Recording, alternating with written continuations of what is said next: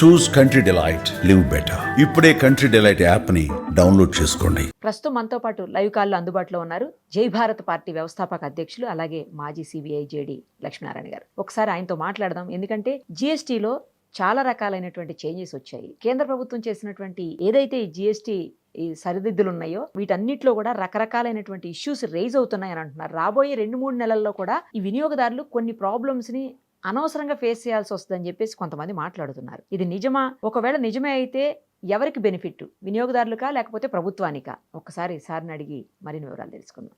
Sir నమస్తే అండి. నమస్తే నిరుపమ్ గారు. సార్ ఏంటి సార్ జిఎస్టీలో చాలా చేంజెస్ వచ్చాయి. 22 నుంచి అమల్లోకి కూడా వచ్చేసింది కొత్త జిఎస్టీ విధానం అంతా కూడాను. కొన్నిట్లో 5%, కొన్నిట్లో 18% కంటిన్యూ అవుతుంది, కొన్నిట్లో 12% ఇట్లా కంటిన్యూ అవుతుంది. కానీ ఎవరు కూడా ఆ చేంజెస్ ని తీసుకొచ్చినట్లుగా ఇంకా ప్రత్యక్షంగా మనకైతే కనిపించట్లేదు. ఖచ్చితంగా బోర్డులు పెట్టాలి, తగ్గించామని చెప్పేసి వాళ్ళు చెప్తున్నారు కానీ ప్రభుత్వం తరపు నుంచి ఇంకా పూర్తి స్థాయిలో మనకు అలా కనిపించట్లేదు. అసలు ఈ కొత్త జిఎస్టీ విధానం అనేది ఎవరికి బెనిఫిట్ అవుతుంది సార్? అంటే భారతదేశంలో మీరు చూసుకుంటే 2 రకాల ట్యాక్సులు ఉన్నాయి ప్రధానంగా. ఒకటి వచ్చేసి డైరెక్ట్ ట్యాక్సెస్ అంటాం, రెండవది వచ్చేసి ఇండైరెక్ట్ ట్యాక్సెస్. అంటే డైరెక్ట్ ట్యాక్సెస్ అంటే మీకు ఇన్కమ్ ట్యాక్స్, ఇండైరెక్ట్ ట్యాక్సెస్ అంటే ఇప్పుడు ఉన్న జిఎస్టీ అన్నది ప్రధానమైన ఇండైరెక్ట్ ట్యాక్స్. ఇండైరెక్ట్ ట్యాక్స్ లో ఎప్పుడు కూడా అందరూ ముడిపడి ఉంటారు. Indirect taxes, direct taxes, income tax ఏమవుతుందంటే కొంతమందికి మాత్రమే వర్తిస్తుంది, మిగతా వాళ్ళకు వర్తించదు. కానీ ఈ ఇండైరెక్ట్ ట్యాక్సెస్ ముఖ్యంగా జిఎస్టీ అన్నది ప్రతి ఒక్కరికి, మీరు ఎక్కడ కొన్నా కూడా, ఏ వస్తువు కొన్నా కూడా దాని మీద మీరు జిఎస్టీ చెల్లిస్తారు. ఆ చెల్లించిన జిఎస్టీ సెంటర్ కు వెళుతుంది, సగం స్టేట్ కూడా వస్తుంది.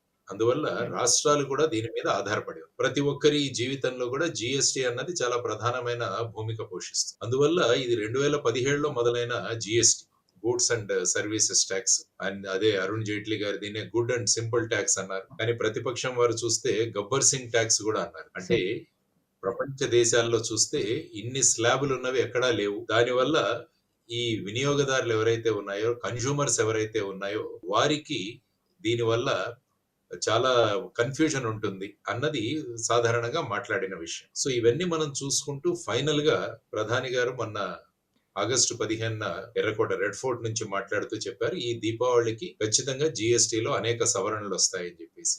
దాని ద్వారా వారు ప్రకటించారు. తర్వాత జిఎస్టీ కౌన్సిల్ మీట్ అయ్యారు. ఆ తర్వాత ఫైనాన్స్ మినిస్టర్ నిర్మలా సీతారామన్ గారు ప్రకటించడం జరిగింది. ఇప్పుడు 4 స్లాబుల్ని 2 స్లాబులుగానే మార్చడం జరిగింది. అంటే 5% తర్వాత 18, ఈ 2 స్లాబ్. తర్వాత ఇంకొక స్లాబ్ ఒకటి ఉంది 40%, అది సిన్ గూడ్స్ అంటాం. అంటే ఈ రకరకాల సిగరెట్లు ఇలాంటివి, తర్వాత ఈ కార్బొనేటెడ్ డ్రింక్స్, ఈ పొగాకు ఉపయోగించే ఉత్పత్తులు, వీటన్నిటి తర్వాత luxury cars, luxury motor cycles, వీటన్నిటి మీద 40% విధించడం జరుగుతుంది. ఇది వాళ్ళు తెచ్చిన ప్రధానమైన మార్పు. సో మీరు చూస్తే 22వ తారీఖున సెప్టెంబర్న చాలా పేపర్లో పెద్ద పెద్ద అడ్వర్టైజ్మెంట్స్ కూడా వచ్చాయి. వాటిలో ఈ విధంగా జిఎస్టీ తగ్గుతోంది. చాలా మంది ఫైనల్ గా ఇది కన్స్యూమర్ కే మేము ఇస్తాము అన్న ప్రకటన కూడా చేయడం జరిగింది. సో ఈ విధమైన పరిస్థితులలో మీరు అంటున్నారు ఇప్పుడు కొన్ని వినియోగదారులు వాళ్లకు, ఎందుకంటే ఈ రోజు మార్నింగ్ నేను పేపర్ లో చూస్తే వెహికల్స్ అంటే మన కార్లు వీటి మీద కూడా సుమారుగా 60,000 నుంచి 75,000 తగ్గింది. ఎందుకంటే 28% ఉన్న ట్యాక్స్ స్లాబ్ ఇప్పుడు 18 స్లాబ్ వచ్చింది. అందువల్ల ఈ దసరా సందర్భంగా ఐ థింక్ హైదరాబాద్ లో ప్రతిరోజు ఒక 5,000 వెహికల్స్ రిజిస్టర్ అవుతున్నాయని కూడా ఈ రోజు చూడడం జరిగింది. సో అటువంటి మార్పులతో తీసుకురావడం జరిగింది.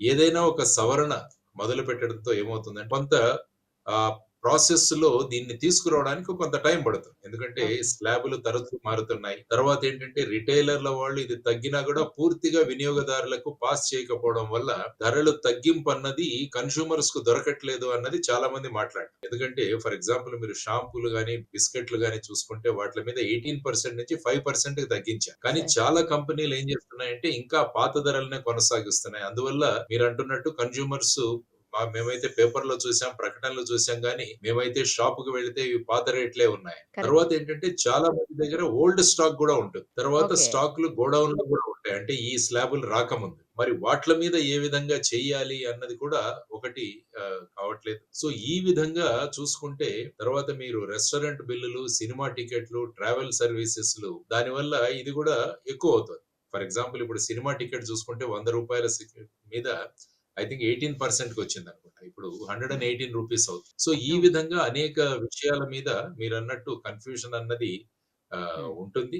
దాన్ని క్రమక్రమంగా వెళ్తుంది. అందుకనే అన్నారు ఇది 2-3 నెలల తర్వాత గానీ ఫైనల్ గా దీని ఇంపాక్ట్, ఎఫెక్ట్ అన్నది మనకు తెలుస్తుందన్నది కూడా తెలియజేయాల్సిన ప్రధానమైన అంశం. బట్ బేసిక్‌గా ఈ మార్పు ఏదైతే వచ్చిందో దట్ ఈస్ ఎ వెల్కమింగ్ మార్పే అది. ఎందుకంటే ఎప్పుడైతే టాక్సులు పెరుగుతాయో ఏమవుతుందంటే ప్రజలు టాక్సులు కట్టాల్సొస్తుంది. వాళ్ళ చేతిలో ఆదాయం తగ్గిపోతుంది. ఎప్పుడైతే చేతిలో ఆదాయం తగ్గిపోతుందో మనం ఆలోచించి ఖర్చు పెడతాం. దానివల్ల ఏమవుతుందంటే కన్జంప్షన్ అన్నది తగ్గుతుంది. అదే మీకు టాక్సులు తగ్గిస్తే ప్రజల దగ్గర వాళ్ళ చేతిలో ఉన్న ఆదాయం ఏదైతే ఉంటుందో ఎక్కువ డబ్బులు మిగులుతాయి. సో వీటిని మళ్ళా వాళ్ళు ఖర్చు పెడతారు. దానివల్ల ఏంటంటే డిమాండ్ పెరుగుతుంది. ఎప్పుడైతే డిమాండ్ పెరిగిందో మన దగ్గరున్న మ్యానుఫ్యాక్చరింగ్ గాని, ఫ్యాక్టరీలు గాని వీట్లకి ఎక్కువ డిమాండ్ వస్తుంది. డిమాండ్ ఎక్కువ వచ్చినప్పుడు వాళ్ళు ఎక్కువ మంది పబ్లిక్‌ని కూడా ఇన్వాల్వ్ చేయాల్సింది. అంటే వాళ్ళ కార్మికుల సంఖ్య పెంచాల్సి ఉంటుంది. దానివల్ల ఇండైరెక్ట్‌గా చూసుకుంటే మీరు ఎంప్లాయ్‌మెంట్ కూడా పెరుగుతుంది. సో ఈ విధమైన ఒక వర్చువస్ సర్కిల్ ఆఫ్ ఎకానమీ అండి. సో డిమాండ్ పెంచడము, కన్జంప్షన్ పెంచితే డిమాండ్ పెరుగుతుంది. డిమాండ్ పెరిగితే మన రిక్వైర్మెంట్, ప్రొడక్షన్ పెరుగుతుంది. ప్రొడక్షన్ పెరిగితే ఎంప్లాయ్‌మెంట్ పెరుగుతుంది.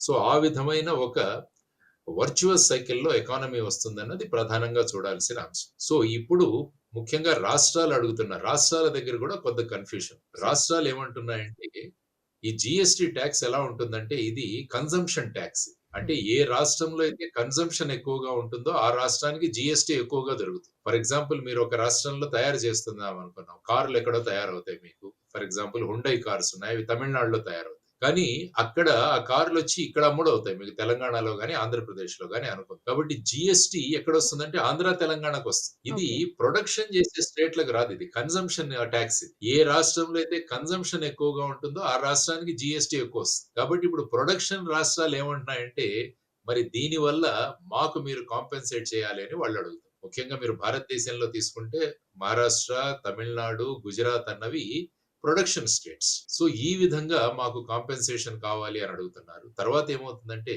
ఈ టాక్స్ తగ్గిపోవడం వల్ల కన్స్యూమర్స్‌కి అది ఫాయిదా అవుతుంది. అంటే వాళ్లకు అనుకూలంగా ఉంటుంది గానీ రాష్ట్రాలకు వచ్చే జీఎస్టీ తగ్గిపోతుంది. ఎస్‌జీఎస్టీ స్టేట్ జీఎస్టీ తగ్గిపోతుంది. దానివల్ల రాష్ట్రాలు ఏమడుగుతున్నాయంటే మా ఆదాయం తగ్గిపోతుంది కాబట్టి మరి మేము ప్రతి రాష్ట్రము ఇన్ని వెల్‌ఫేర్ స్కీమ్స్ మేము అనౌన్స్ చేసుకోవచ్చు. సంక్షేమ పథకాలు. మరి వీట్లకు డబ్బులు ఎక్కడి నుంచి వస్తాయని రాష్ట్రాలు గొడవ పెడతారు. కాబట్టి ముఖ్యంగా కన్స్యూమర్స్ కన్నా కూడా రాష్ట్రాలకు ఎక్కువగా ఇందులో డౌట్లున్నాయి. మా ఆర్థిక పరిస్థితి ఏ విధంగా మీరు సరిదిద్దుతారు అన్నది వాళ్ళు ప్రధానంగా చేస్తున్న ఒక రిక్వెస్ట్.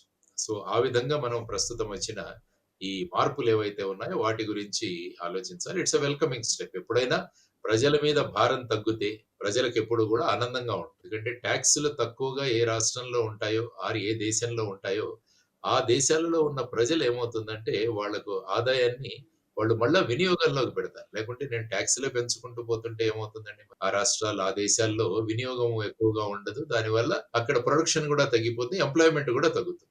సో ఈ అన్ని యాంగిల్స్‌లో చూసుకుంటే జీఎస్టీ రిడక్షన్ అన్నది we can take it as a very positive step. కానీ సార్ ఒక వెర్షన్ వినపడుతుంది. ఏంటంటే ఒక 3, 4 నెలలు బానే ఉంటుంది. ఆ తర్వాత మాత్రం ఖచ్చితంగా కన్స్యూమర్స్ మీద ఎఫెక్ట్ పడుతుంది. అంటే ప్రభుత్వం నుంచి కాదు. ఎవరైతే అమ్మేవాళ్ళుంటారో, ఈ మీ షాప్స్ వాళ్ళు కావచ్చు, లేకపోతే వేరే వాళ్ళు ఏవైతే మనం కొనుక్కుంటామో ఎవరెవరి దగ్గర నుంచో, వాళ్ళందరూ గూడా ఎఫెక్ట్ చూపిస్తారు కన్స్యూమర్స్ మీద అని అంటున్నారు సార్. అది నిజమా?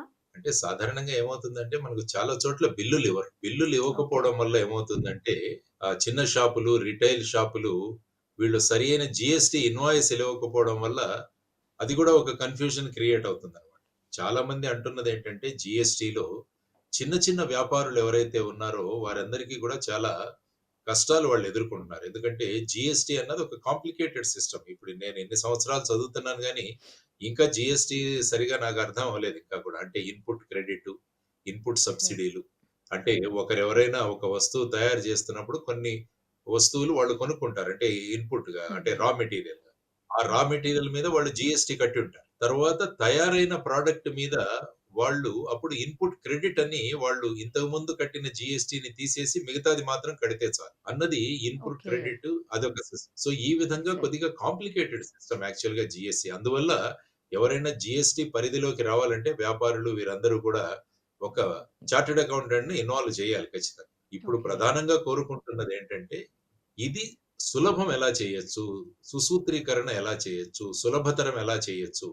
దానితో అందరూ కూడా జీఎస్టీ పరిధిలోకి వస్తారు. అంటే ముఖ్యంగా వ్యాపారం. చాలా మంది ఏమవుతుందంటే ఇప్పుడు జీఎస్టీ ఇంత కాంప్లికేటెడ్ ఉందని దాని నుంచి తప్పించుకునే ప్రయత్నాలు చేసేవాళ్ళు ఉంటారు. కాబట్టి ఈ నంబర్‌ని పెంచాలి. దానికని సింప్లిఫికేషన్ చేయాలి. ప్రొసీజరల్ సింప్లిఫికేషన్ గనక మనం చేయగలిగితే ఏమవుతుందంటే చాలా మంది స్వచ్ఛందంగా జీఎస్టీ వాళ్ళు వాళ్ళు తీసుకొని ఆ విధంగా వాళ్ళు ఈ సిస్టమ్‌లోకి వస్తారు. అది కూడా ఒక కాంప్లికేటెడ్ సిస్టమ్ కాబట్టి అది కూడా ప్రభుత్వం ఆలోచించాలి అన్నది. ఆ తర్వాత ముఖ్యంగా ఇందులో ప్రధానంగా కోరుకుంటున్నది ఏంటంటే పెట్రోల్, డీజిల్‌ని కూడా జీఎస్టీలోకి తీసుకురావాలన్నది చాలా మంది యొక్క డిమాండ్. ఎందుకంటే పెట్రోల్, డీజిల్‌ని జీఎస్టీలోకి తీసుకొస్తే చాలా తక్కువ రేట్‌లో మనకు దొరుకుతాయి అన్నది కోరుకుంటున్న అంశం. కానీ మీరు చూసుకుంటే ప్రధానంగా కేంద్ర ప్రభుత్వానికి వచ్చే ఆదాయంలో ఈ పెట్రోల్, డీజిల్ వల్ల తర్వాత వచ్చేసి దాని మీద సెస్ వల్ల కూడా చాలా ఆదాయం ఉంటుంది మీకు. యాక్చువల్‌గా మీరు పెట్రోల్ బిల్ తీసుకుంటే అందులో ఒకసారి బిల్ గమనిస్తే మీరు అందులో బేసిక్ కన్నా దాని మీద టాక్స్, వ్యాట్ దాని తర్వాత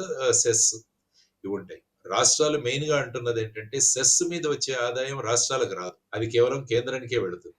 అందువల్ల కేంద్రం వరకొచ్చే ఇన్‌కమ్‌ని మాకు పాస్ చేయకుండా ఉండడానికి దీన్ని సెస్సులు విధిస్తున్నారు అని వాడారు. సో, ఇలా చూసుకుంటే రకరకాల ఇష్యూస్ ఉన్నాయి.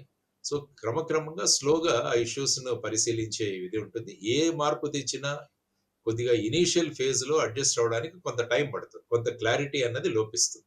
అంటే చాలా మంది వ్యాపారులు మా దగ్గర ఆల్రెడీ ఉన్న సరుకుంది. తర్వాత వచ్చేసి మేము ఆల్రెడీ ఇంత డబ్బులు పెట్టి తెచ్చుకున్నాం. మరి మేము నష్టపోతున్నాం కదా! మరి దాన్ని కాంపెన్సేట్ ఎవరు చేస్తారన్నది కూడా వాళ్ళు రైజ్ చేస్తున్న ఒక ఇష్యూ.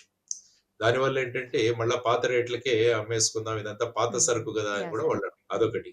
సో, దీని మీద ఒక క్లారిటీ వచ్చి వాళ్ళకొచ్చే నష్టాన్ని ఏ విధంగా మీరు దాన్ని కాంపెన్సేట్ చేస్తున్నారన్నది కూడా క్లారిటీ ఒకటి రావాలి. ఐ థింక్ మీరంటున్న విషయాలు ఈ విధమైన కొన్ని సందిగ్ధమైన పరిస్థితులు ఎదుర్కొంటున్నారని నేను అనుకుంటున్నాను. Perfect sir. చాలా కరెక్ట్‌గా వివరించారు. ఏం జరుగుతుంది, ఏం జరగబోతుందనేది కూడా జీఎస్టీ విషయంలో. Thank you sir. Thank you so much. నమస్తే. నమస్తే. సుమన్ టీవీలో మీ పర్సనల్ అండ్ బిజినెస్ ప్రమోషన్స్ కోసం కింది నెంబర్కి కాంటాక్ట్ చేయండి.